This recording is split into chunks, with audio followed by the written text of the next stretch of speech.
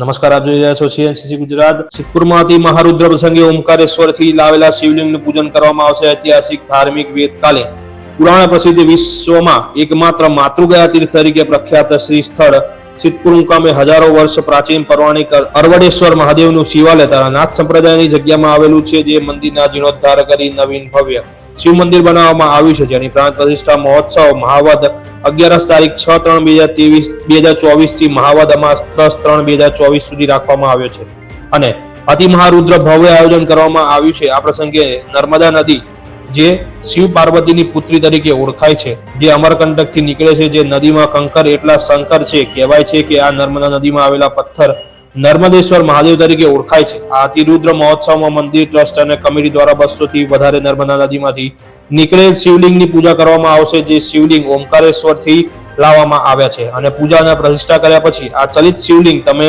પૂજા કરી શકો છો। આ અતિરુદ્ર મહોત્સવ કાર્યક્રમમાં સિદ્ધપુર શહેર તથા ગ્રામ્ય જનો તડામાર તૈયારીઓમાં લાગી ગયું છે।